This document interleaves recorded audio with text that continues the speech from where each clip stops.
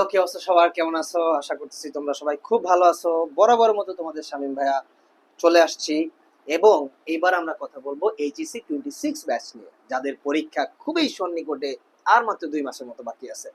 So তোমরা জানো যে আমি তোমাদেরকে এই 26 ব্যাচকে আইসিটি, ফিজিক্স এবং ইংলিশের উপরে সাজেশন দিয়ে থাকবো এবং একটা গাইডলাইন মূলক পরামর্শ দিব যে এই গাইডলাইনটা ফলো করলে তোমাদের জন্য A+ পাওয়া অনেক সোজা হবে।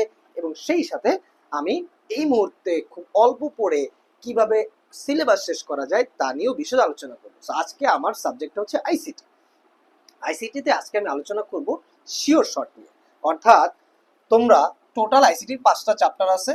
এই 5টা চ্যাপ্টারের মধ্যে শিওর শর্ট টপিকগুলা তোমরা কিভাবে শেষ করবা এবং সেই শিওর শর্ট টপিকগুলার উপরে বেস করে যাতে তোমরা 5টা সৃজনশীল অ্যান্সার করতে পারো, সেইটা নিয়ে আজকে আমার আলোচনার বিষয়।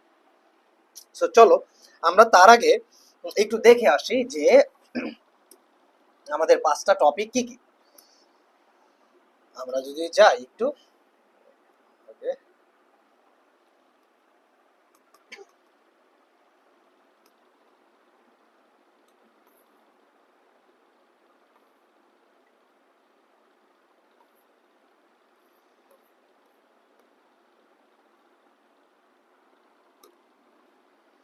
আমরা এখানে দেখতে পাবো যে আমাদের 5টা টপিক কি কি আছে, যে এখানে আমরা শিওর শর্ট নিয়ে আলোচনা করব যে এই টপিকগুলো পড়বা, পরীক্ষায় প্রশ্ন থাকবে। 8টা প্রশ্ন থাকবে, আমাদের 5টা অ্যান্সার করতে হবে, আমরা 5টাই পড়বো এবং সেইখান থেকে 5টা নিয়ে আসবো। তোমাদের শামীম ভাইয়া বরাবরের মতো এইচএসসি আইসিটি এবং আমরা প্রথম যে 2টা চ্যাপ্টার আছে 1 ও 2, ওইটা নিয়ে আমরা পরে কথা বলবো। 1 ও 2 কে আমরা পরে ফর রিস্ক থেকে বাঁচার জন্য 1 ও 2 কে রাখবো, বাট 3, 4, 5 এই 3টা চ্যাপ্টার আমরা পারফেক্টলি রাখবো আর কি। সংখ্যা পদ্ধতি, digital device, web design, program design, C programming এবং ডেটাবেজ, এই হচ্ছে আমাদের টপিক। 3 নাম্বার চ্যাপ্টারে, যেটা আমাদের 3 নাম্বার চ্যাপ্টার, সেখান থেকে আমরা 2টা টপিক পাচ্ছি, সংখ্যা পদ্ধতি এবং ডিজিটাল ডিভাইস। এবং 4 নাম্বার চ্যাপ্টার থেকে আমরা ওয়েব ডিজাইন পাচ্ছি, HTML CSS। এবং 5 নাম্বার চ্যাপ্টার থেকে আমরা 2টা জিনিস পাবো, অ্যালগোরিদম, ফ্লোচার্ট, আর হচ্ছে প্রোগ্রাম ডিজাইনে আমরা পাচ্ছি হচ্ছে অ্যালগোরিদম এন্ড ফ্লোচার্ট, আর হচ্ছে সি প্রোগ্রামিং, এবং শেষ চ্যাপ্টারটাতে আমরা পাচ্ছি ডাটাবেজ, তাই না? চলো আমরা এবার আলোচনা করি যে এই টপিকগুলো থেকে আমরা শিওর শর্ট কোনগুলো নিব। চলো।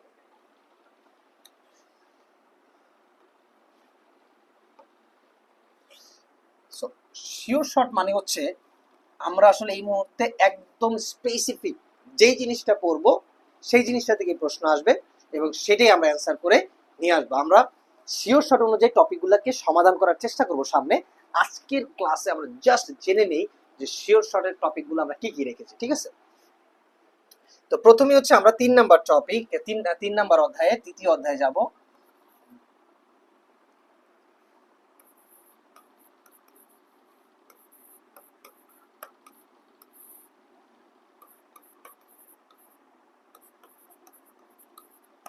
তিন নাম্বার অধ্যায়, ঠিক আছে? তো 3 নাম্বার অধ্যায়ে আমরা 2টা টপিক আছে আমাদের কাছে। কয়টা টপিক আছে? 2টা টপিক। একটা হচ্ছে সংখ্যা পদ্ধতি,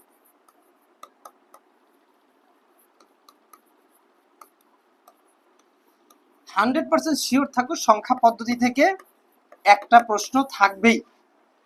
সংখ্যা পদ্ধতি থেকে প্রশ্ন আসবে না, এটা অসম্ভব, আসবেই। তার মানে তুমি বুঝতেছো যে সংখ্যা পদ্ধতি যদি তুমি ভালোভাবে সমাধান করো একটা প্রশ্ন নিশ্চিত পাবা। সেটা কি কি আছে টপিকগুলা? বাইনারি সংখ্যা আছে, তারপর কি ডেসিমেল, তারপরে কি আছে অক্টাল, আর কি হেক্সাডেসিমেল, তাই না?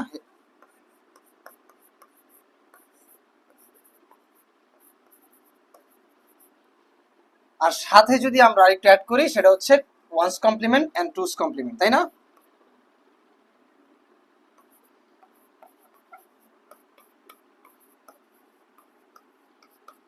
And two's complement. তাহলে টপিক কয়টা? সংখ্যা পদ্ধতি থেকে যদি আমরা এই কয়টা টপিক পড়ি একটা প্রশ্ন নিশ্চিত পাচ্ছি। সেটা কি? Binary, decimal, octal, hexadecimal, ones complement, two's complement, আর কিছু দরকার নেই। একটা প্রশ্ন নিশ্চিত। তাহলে আমরা সংখ্যা পদ্ধতি থেকে নেক্সট ক্লাসগুলোতে আমরা খুবই শর্ট ক্লাসের মাধ্যমে আমরা এই পুরো টপিকটা 20 বা 30 মিনিটের মধ্যে বা বড় জোর 40 মিনিটের মধ্যে পুরো টপিকটা আমরা কভার করবো। ঠিক আছে? এটা হচ্ছে আমাদের সংখ্যা পদ্ধতির কাজ। এরপরে কি আছে? এরপরে আছে হচ্ছে ডিজিটাল ডিভাইস।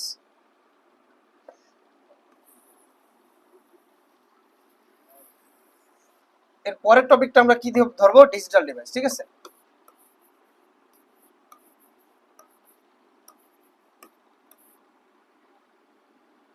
ডিজিটাল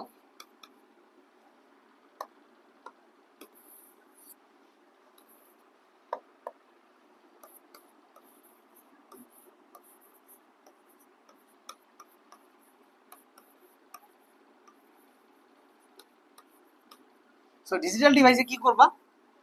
ডিজিটাল ডিভাইসে আমাদের দুইটা টপিক আছে, একটা হচ্ছে লজিক গেট আর একটা হচ্ছে অ্যাডার, তাই না? সো আমরা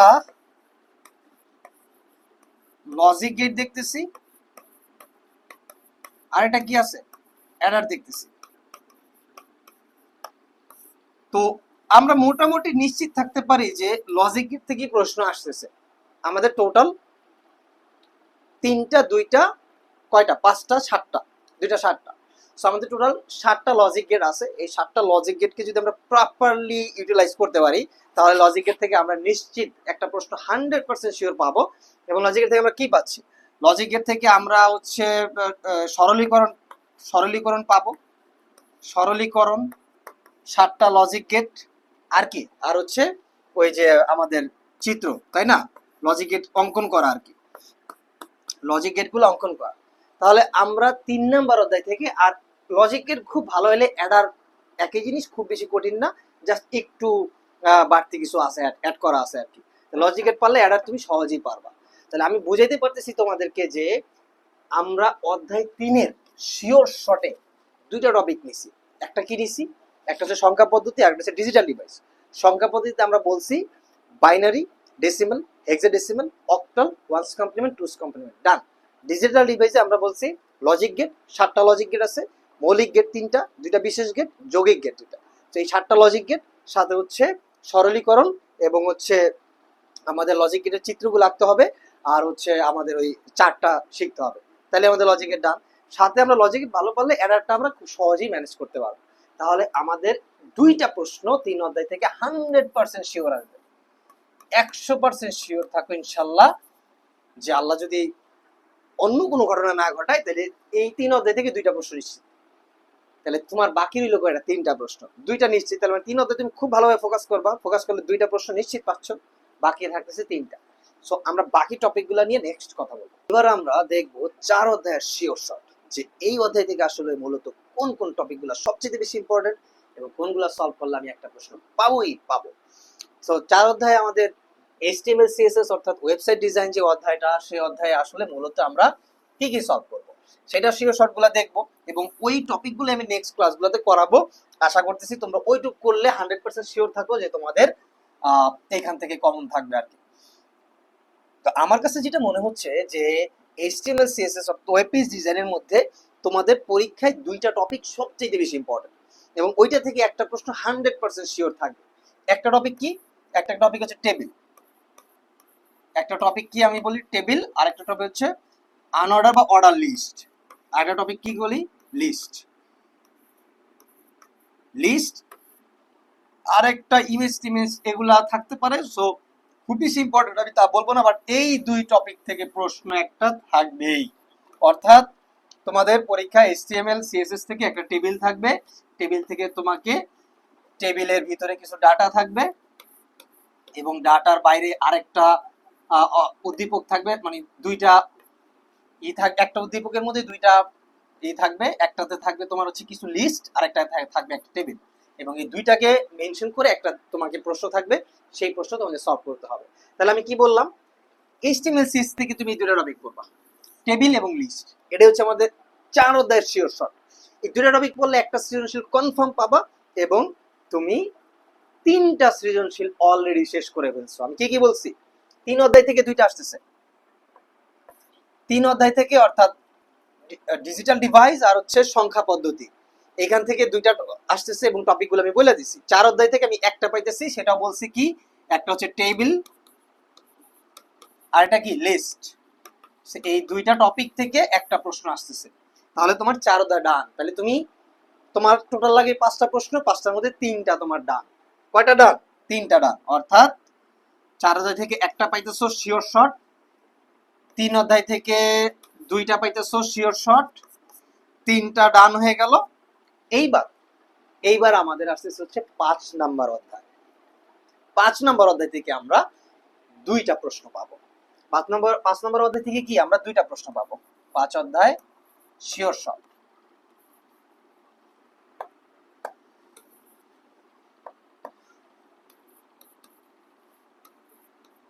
5 অধ্যায় আমরা যদি বলি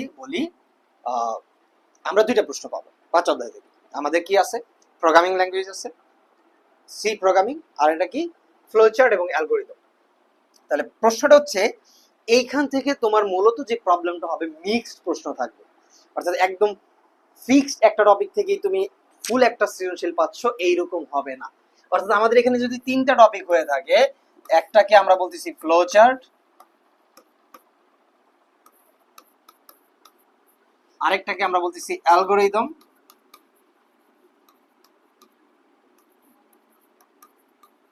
আরেকটাকে আমরা বলতেছি সি প্রোগ্রামিং।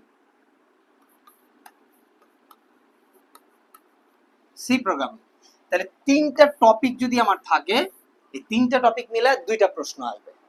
ব্যাপারটা এরকম হইতে পারে যে গ নাম্বার প্রশ্নে বলতেছে তুমি একটা ফ্লোচার্ট আঁকো বা একটা অ্যালগরিদম করো, এবং ঘ নাম্বার প্রশ্নে তোমাকে প্রোগ্রামটা লিখতে বলতেছে। অর্থাৎ সি প্রোগ্রামের মাধ্যমে সেটা সলভ করো, এরকম বলতে পারে। তার মানে 2টা প্রশ্ন এইভাবে আসতে পারে। এখন তুমি যদি ধরো সিকিউর জন্য যদি পুরা এই 5 নাম্বার অধ্যায়টা বাদ দাও, অর্থাৎ 2টা প্রশ্ন যদি তুমি বাদ দাও, তাহলে তোমার 1 এবং 2 এর উপরে নির্ভর করা লাগবে 5টা প্রশ্নের জন্য। কারণ তুমি ডাটাবেস থেকে একটা শিওর শর্ট পাচ্ছ। ডাটাবেস থেকে একটা শিওর শর্ট পাইলে আগে তো তুমি 3টা পেয়ে গেছো, ডাটাবেস থেকে একটা 4টা, তাহলে 1 এবং 2 থেকে তুমি 2টা প্রশ্ন পাবা, সেখান থেকে একটা দিলে তোমার 5টা হবে। তাহলে এখন এইখান থেকে যদি আমি শিওর শর্ট বলি, তাহলে তোমাকে অ্যালগরিদম, ফ্লোচার্ট এবং সি প্রোগ্রামিং 4টাই তোমাকে শিখতে হবে। কারণ 2টা প্রশ্ন মিক্স থাকবে। মিক্স যেহেতু থাকবে, তার মানে হচ্ছে তুমি বুঝতে পারতেছো যে তোমাকে ফ্লোচার্টটাও শিখতে হবে, অ্যালগরিদমও শিখতে হবে এবং সি প্রোগ্রামিংটাও শিখতে হবে। 3টাই শিখতে হবে। 3টা টপিক না পড়লে তুমি 2টা সৃজনশীল ফুললি কভার করতে পারবে না। 2টা সৃজনশীল ফুললি কভার করতে হইলে you need to learn all of those, সবগুলা তোমাকে শিখতে হবে। এই জন্য আমি মনে করি যে 5 নাম্বার অধ্যায়টা যাদের এই মুহূর্তে জাস্ট এখনই প্রিপারেশন নিতে হবে খুব ভালোভাবে, সারা বছর পড়ো নাই, তারা 5 নাম্বারটা করতে পারো, অর্থাৎ স্কিপ করতে পারো। চাইলে তারা 5 নাম্বার অধ্যায়টাকে স্কিপ করতে পারো, যে আচ্ছা আমি 5 নাম্বার স্কিপ করতেছি। কারণ 5 নাম্বার পড়লে তোমার মোটামুটি সবই পড়তে হবে, ফ্লোচার্টও পড়তে হবে, অ্যালগরিদমও পড়তে হবে এবং সি প্রোগ্রামিংও পড়তে হবে। কারণ 5 প্রশ্নটা একদম ওই টপিক বেসডই থাকবে না, মিক্স থাকবে। অর্থাৎ গতে যদি অ্যালগরিদম থাকে, ঘতে প্রোগ্রাম সলভ করতে বলবে, গতে যদি ফ্লোচার্ট থাকে, ঘতে প্রোগ্রাম সলভ করতে বলবে। অর্থাৎ সবগুলো মিলাই থাকবে। কিন্তু টপিক কিন্তু 3টাই, ফ্লোচার্ট, অ্যালগরিদম এবং সি প্রোগ্রামিং। ঠিক আছে? তাহলে শিওর শর্ট 5 নাম্বার ওদের শিওর শর্ট 3টা টপিক, ফ্লোচার্ট, অ্যালগরিদম এবং সি প্রোগ্রামিং, এবং এইগুলোর উপরেই তোমাকে 2টা সৃজনশীল আসবে, একটা না 2টা। তার মানে তুমি আগে পাইছো কয়টা? 3টা। 3 নাম্বার অধ্যায় থেকে পাইছো 2টা, 4 নাম্বার অধ্যায় থেকে পাচ্ছ একটা, এবং 5 নাম্বার অধ্যায় থেকে পাচ্ছ 2টা। তাহলে তোমার সৃজনশীল সংখ্যা হয়ে গেল কয়টা? সৃজনশীল সংখ্যা হয়ে গেল 5টা। তার মধ্যে তুমি যদি এইটা স্কিপ করো, তাহলে স্টিল তোমার 3টা শিওর শর্ট আসতেছে। আর যদি এইটা স্কিপ না করো, তাহলে 3, 4, 5 পরেই তুমি 5টা প্রশ্নের অ্যান্সার কনফার্ম দিতে পারবা। 3, 4, 5 পরেই তুমি 5টা প্রশ্নের অ্যান্সার কনফার্ম দিতে পারবা। তাহলে আমি 5 নাম্বার অধ্যায় আমার জন্য ডান। 6 নাম্বার অধ্যায় কি হবে?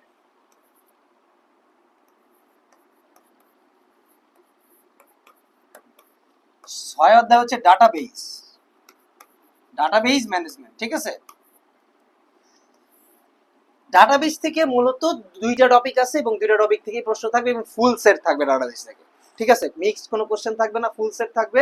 দুইটা টপিক কি, শিওর শর্টের দুইটা টপিক, একটা হচ্ছে তোমার relation, many to many, one to many এবং ওয়ান টু ওয়ান। ঠিক আছে, সো একটা হচ্ছে রিলেশন,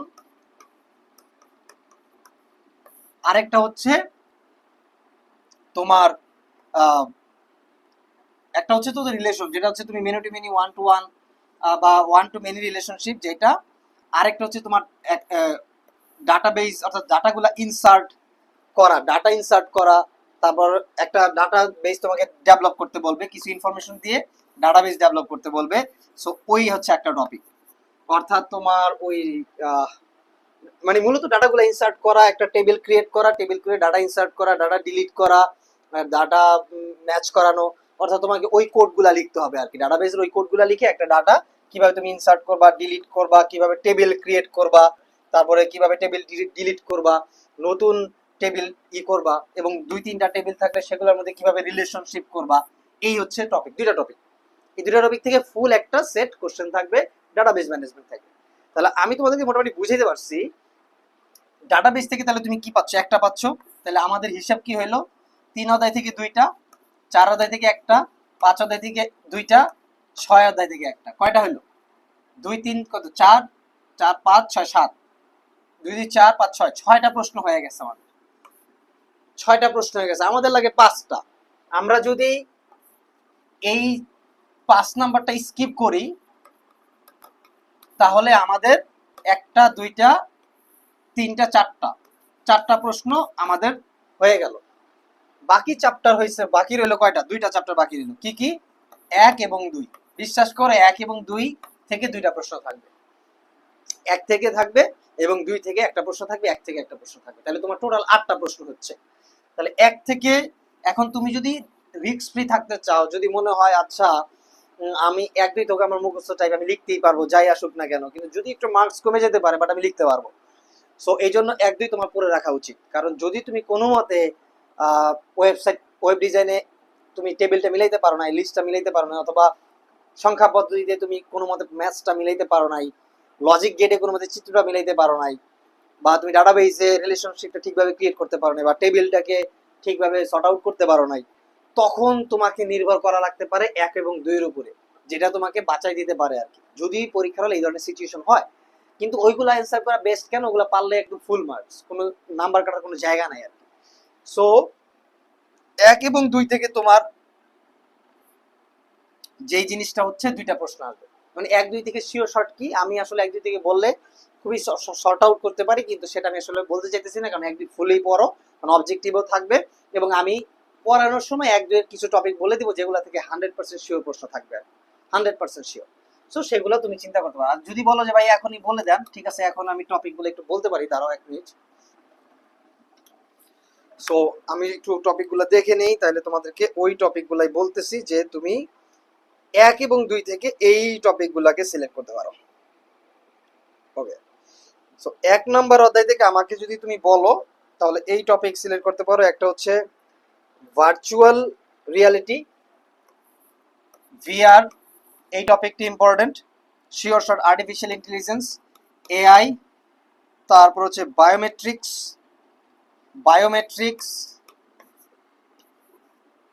বিআইওএম বায়োমেট্রিক্স, তারপর হচ্ছে তোমার genetic in biometric information, biometrics, bioinformatics, আর হচ্ছে তোমার জেনেটিক ইঞ্জিনিয়ারিং, জেনেটিক ইঞ্জিনিয়ারিং। 1 অধ্যায় থেকে এই টপিকগুলো হট টপিক, হট টপিক, অর্থাৎ 1 অধ্যায় থেকে প্রশ্ন করলে এগুলা টাচ করবেই, 100% শিওর। এবং ন্যানো টেকনোলজিও তুমি চাইলে ধরতে পারো, ন্যানো টেকনোলজিও ধরতে পারো। তাহলে আমরা কি বলতেছি, virtual reality, artificial intelligence, biometrics, bioinformatics, genetic engineering, nano. 1 অধ্যায় থেকে এই টপিকগুলো একদম ঝাঁঝরা করে ফেলতে হবে, কারণ এগুলো থেকে প্রশ্ন থাকবে কনফার্ম, একটা সৃজনশীল হলে এখান থেকে প্রশ্ন আনবেই। এবং 2 অধ্যায় থেকে যদি তুমি চিন্তা করো, 2 অধ্যায় থেকে তোমার শিওর শর্ট কোনগুলো হবে, ডাটা ট্রান্সমিশন মেথড, যেটা ডাটা ট্রান্সমিশন মেথড, এটা খুবই ইম্পর্টেন্ট।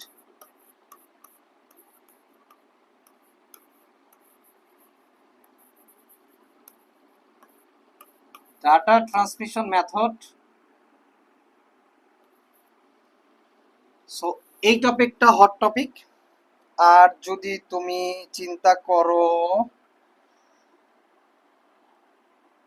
আচ্ছা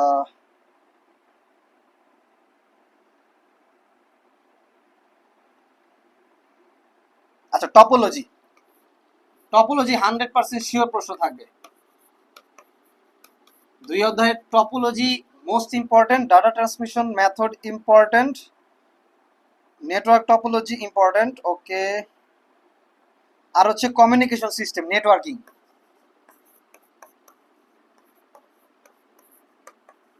তাহলে দেখো তো, আমরা 3টা টপিক বলছি, ট্রান্সমিশন মেথড, টপোলজি আর নেটওয়ার্কিং। তুমি হচ্ছে 2 নম্বর অধ্যায় থেকে এই 3টা টপিক শিওর শর্ট, অর্থাৎ এই 3টা টপিক টাচ করবেই। এই 3টা টপিক ছাড়া সৃজনশীল হবে না 2 অধ্যায় থেকে। তাহলে আমরা বলছি কি, data transmission method, topology, networking, এই 3টা টপিক পড়বা 2 অধ্যায় থেকে, একটা সৃজনশীল পাবা। 1 নম্বর অধ্যায় বলে দিছি ভিআর, এআই মানে virtual reality, artificial intelligence, genetic engineering, biometrics, bioinformatics, আর এটা কি ন্যানো টেকনোলজি। সো এগুলা থেকে তোমার 1 নম্বর অধ্যায় থেকে সৃজনশীল হবে। তাহলে আমরা 5টা অধ্যায় থেকে কোন কোন টপিক থেকে 100% শিওর প্রশ্ন হবে সেগুলো আমরা মোটামুটি সিলেক্ট করে ফেলছি। এখন আমাদের কাজ মোটামুটি 5-7 দিনের মধ্যে এই টপিকগুলোকে ভালোভাবে বুঝে একটা সলভ বা সলিউশন সলভ করে ফেলা, যাতে আমি একদম এ প্লাস পাওয়া যায়, খুব সহজে এ প্লাস পাই। 80 মার্ক তোলা খুব কঠিন কিছু না এখানে। আমি আবারও বলতেছি, 80 মার্ক তোলা খুব কঠিন কিছু না। আইসিটিতে 80 তোলা খুবই সোজা। তার মধ্যে আমি তোমাদেরকে এইবার পাঁচটা পাঁচটা শিওর শিওর বলে দিছি, সব পড়া দরকার নেই, স্কিপ করে দিছি। তোমাকে কি কি স্কিপ করতে বলছি, যাও।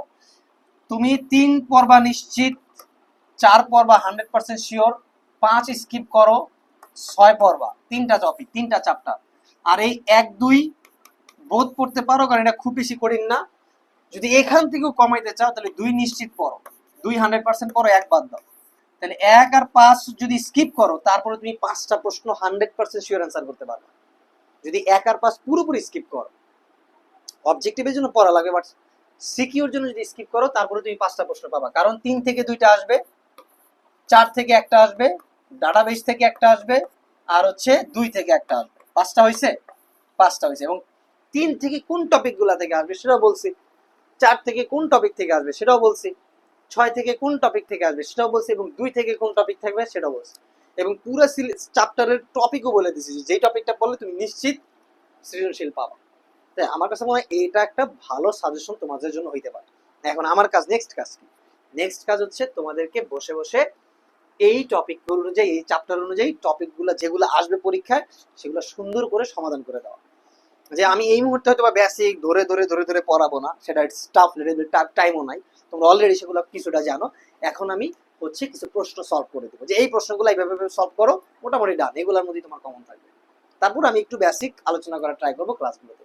সো আজকের আমার এই শিওর শর্ট যেই ভিডিওটা বা যেই সাজেশন ভিডিওটা তোমাদের জন্য বানিয়েছি, সেটা তোমরা ফলো করবা, শেয়ার করবা, এবং পেজটাতে লাইক করবা, এবং ইউটিউব চ্যানেলটাতে তোমরা সাবস্ক্রিপশন বা সাবস্ক্রাইব করবা।